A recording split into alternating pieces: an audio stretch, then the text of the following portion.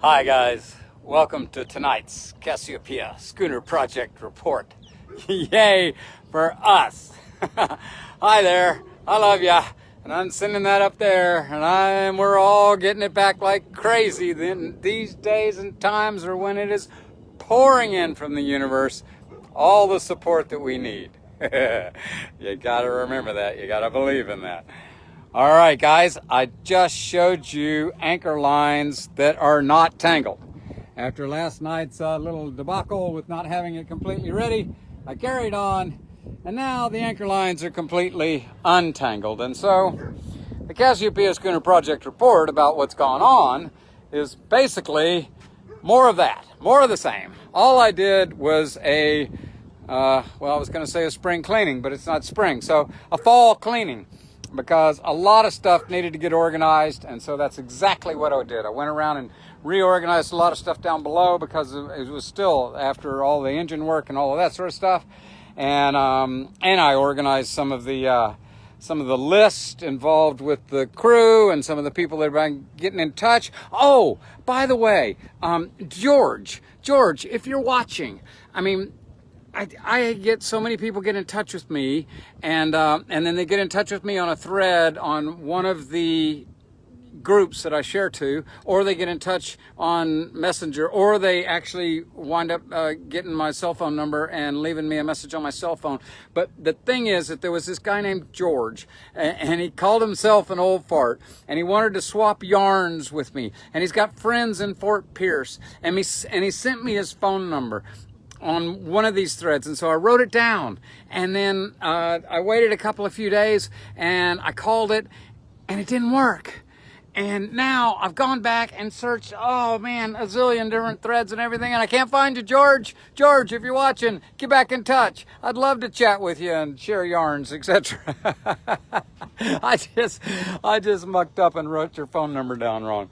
So yeah, I spent a bit of time today trying to collect all of the different many people who have offered different many things to do for us, and so that's actually a pretty monumental task to try and run everybody back down, and the reason that all of these people want to do something for us is because they all believe that we stand for something that is amazing, and I do believe that one of the many somethings that we stand for is in fact quite amazing. It's been talked about ever since the beginning of humankind. Ever since anything happened that didn't embody this, people have wanted everything to embody this.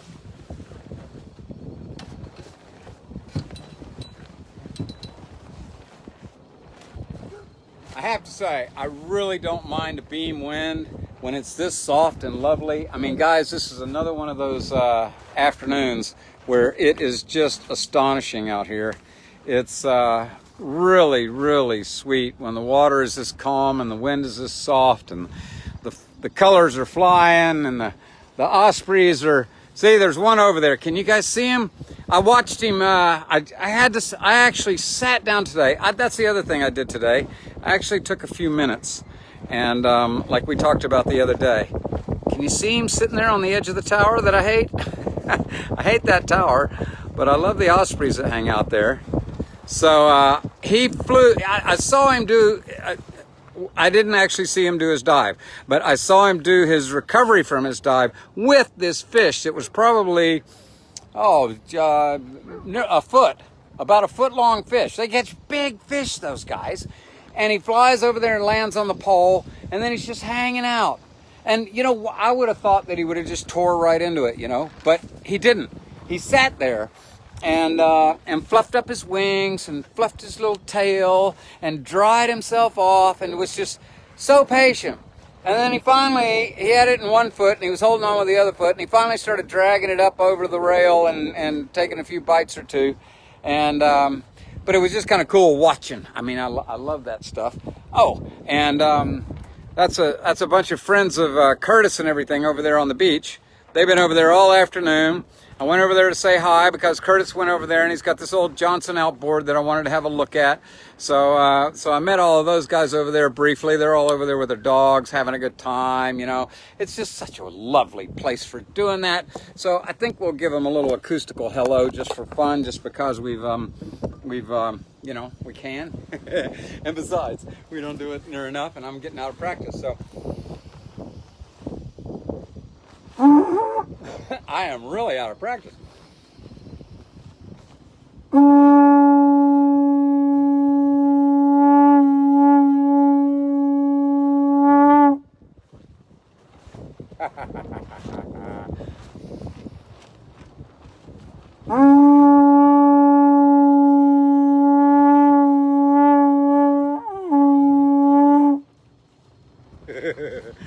Those are pretty good.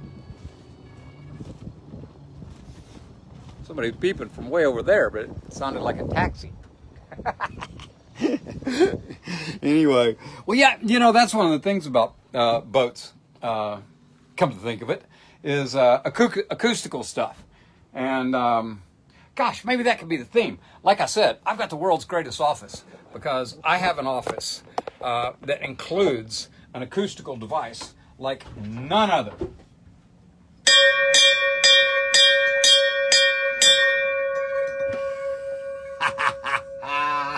I love that bell. And in fact, one of the big things on boats that is well, it's sort of interesting, actually. You know, when you're on land and you're trying to, you know, get somebody's attention, you holler at them, you really holler at them. Well, on a boat, that doesn't actually work, because if they're way up there on the foredeck and you holler at them, they can't hear you. That's why they have these things, because that sound will cut through the wind and cut, and so people will look. And so you can send signals with that. And the other thing we always used to do is use hand signals for when we were pulling the anchor and everything. Like, this is neutral, and this is forward slow, and that's forward a little bit faster, and that's yeah, give her a bump, and oh, backwards is give her a bump that way, and then back into neutral, and oh my God, now we've driven over the anchor and we've got it caught in the propeller, and oh no, now, you know, like, swim, get the propeller, get the rope off the propeller. Oh yeah. Oh, but acoustics on boats. Oh yeah, spring cleaning. So I can, you know, I don't mind taking you guys down below, because I've done some spring cleaning, and that involves acoustics as well. Because one of the interesting things about living on a boat, I wonder how much that camera shows, and then how much this camera shows. Maybe you can see more that way. I don't really think so. Okay, I was just experimenting. And so one of the things, I don't know where I lost you. This has really got to end. I am eventually going to get this other phone unlocked, so I don't have to carry this phone around to talk to this phone. I have no idea where it ended. I think it must have ended somewhere when I had you, and I was letting you hear this noise. So I'll make sure that you guys realize what it's like, you know, when you got a marine head. See? So acoustics on a boat, everybody sort of knows what you're up to. in more ways than one. And so one of the cool things actually to have, like, see, if you're in this bunk, and you can see my bunk right back there, and so normally there's a little curtain there and a little kind of curtain across there, and so you know, a way to create acoustical privacy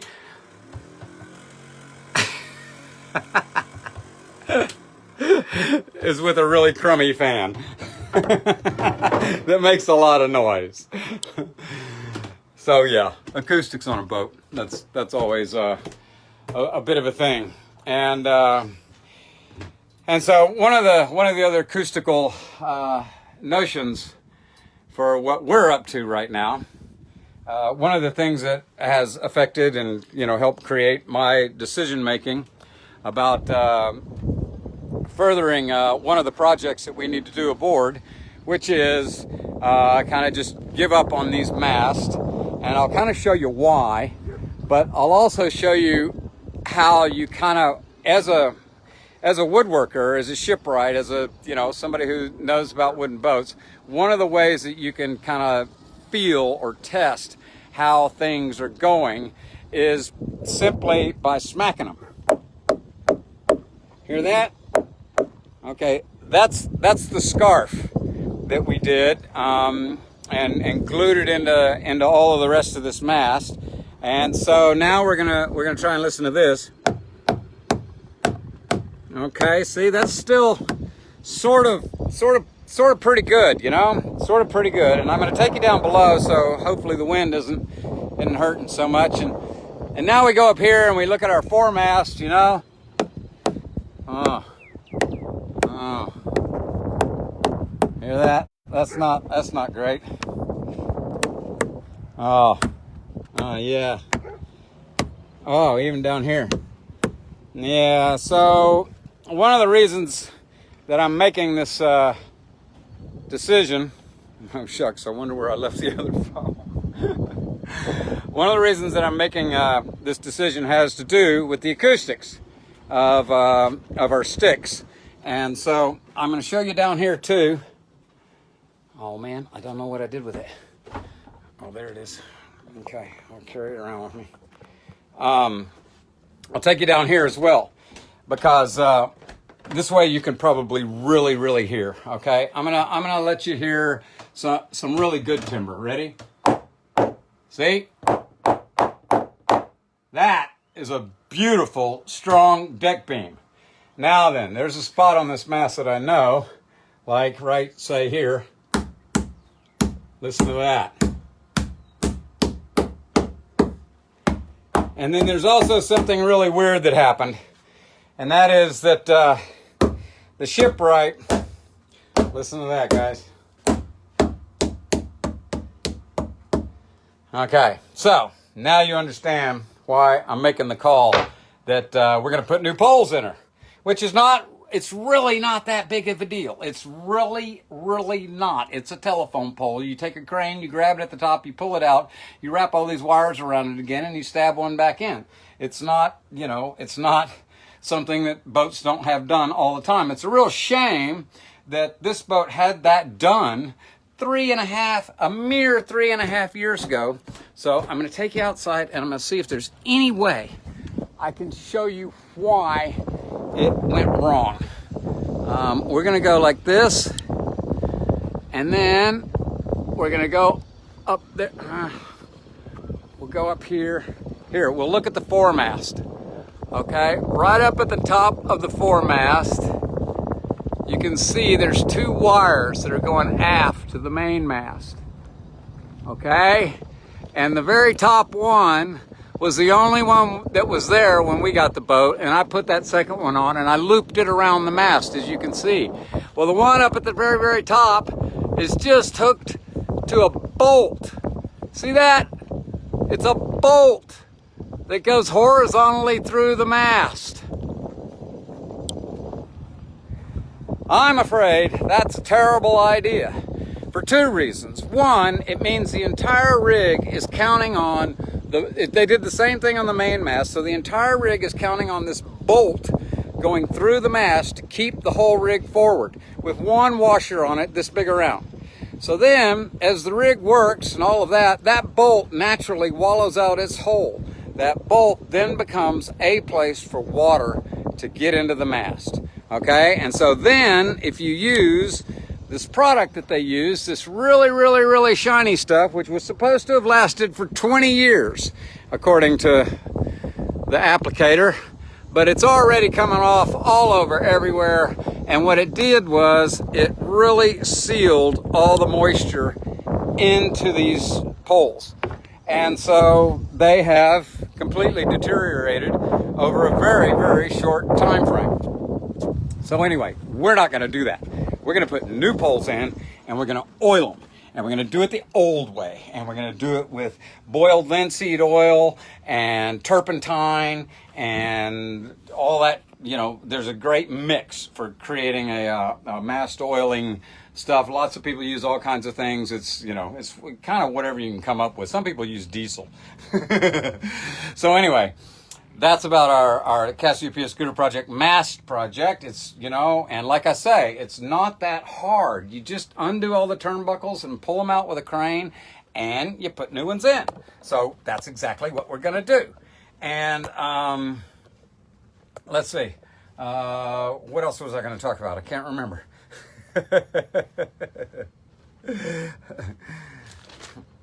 Oh, I was going to talk about collaborations because my good buddy Clemens on a vessel called Infinity.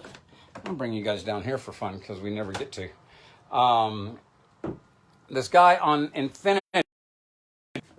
So if you guys want to Google Infinity Expeditions, that would be a really cool thing to do. He's taken his boat both to the Antarctic and to the North Pole, and he's doing amazing things, and he wants to collaborate with us. He's also started a concept involving the global flag, which means that we are, you know, a human community living on the planet, and this is the flag that represents that. So hopefully a flag is on its way, or will be very soon, and we'll be able to collaborate with him on doing some projects in whatever, you know, way we can. So yay!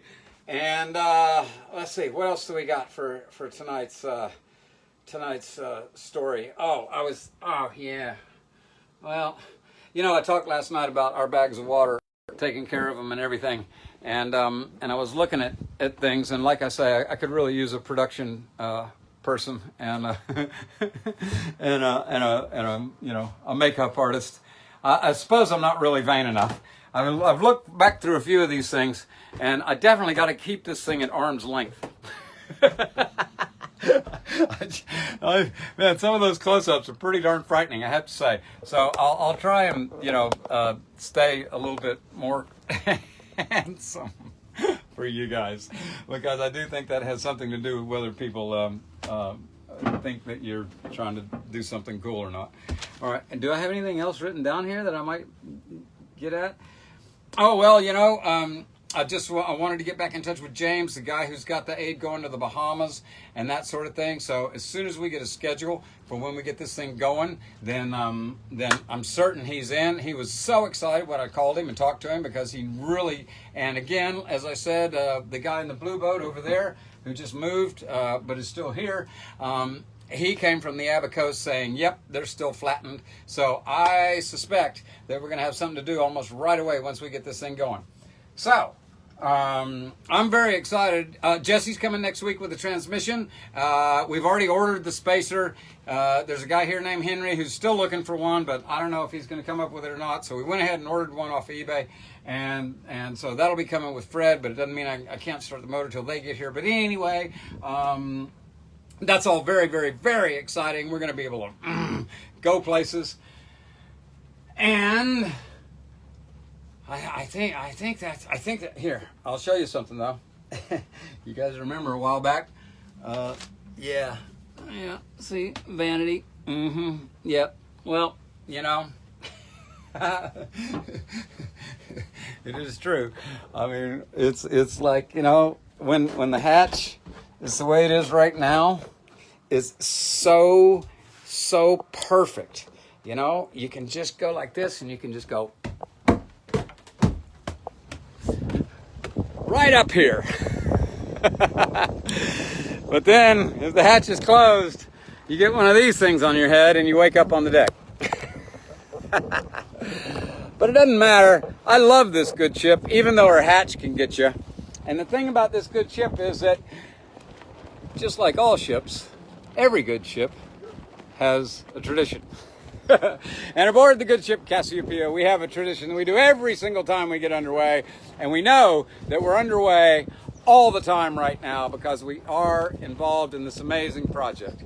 And it is moving forward. I've had some people get in touch with me about trying to help with, you know, our fundraising, and which we really need to get going on. And I'm trying to produce a new video for us as a video intro kind of thing and all of that sort of stuff. So I'm trying to split my time, you know, computer, little bits of work on the engine so that it's ready when Jesse and those guys get back, a little bit of tidying up, trying to get the running light going on the dinghy, this and that and the other, and little things here, there, and the other where. And so anyway, this ship is underway towards an amazing destiny. So here's to the good ship Cassiopeia. Hip hip, hooray! And to her stalwart crew who keeps sticking with me through this.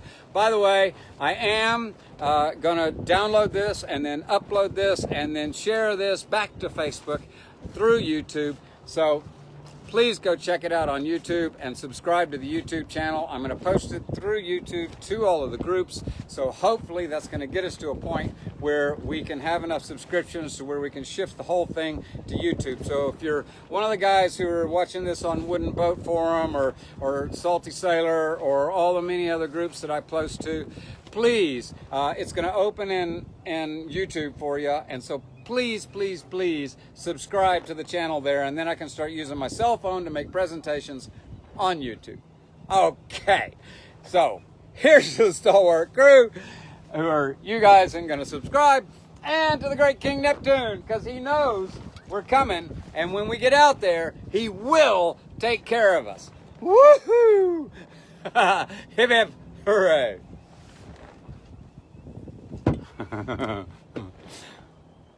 Okay, guys, a little bit nutty as ever. Like I say, it's been interesting day of getting things sorted and all of that sort of stuff. Like I say, I've been, you know, I had Cassiopeia, a beautiful 60-foot wooden schooner for 30 years. And I had boxes and boxes and boxes of junk, and I had tools and tools and tools and tools. And I knew where every single one of those things was, all of those years. And now I have Cassiopeia. And now she's collecting boxes and boxes and boxes of stuff and some tools. And so I have now got to figure out how to shift from remembering where they all were on Cassiopeia to remembering where they all are on Cassiopeia. So I have to look for things 2 or 3 times every time I look for something.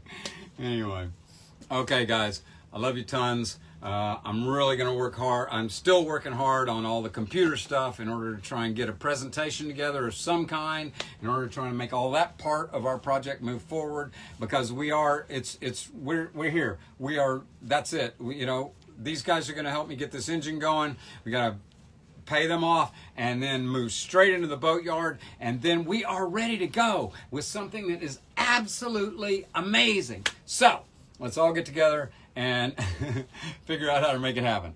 All right. Love you, love you. Talk to you tomorrow.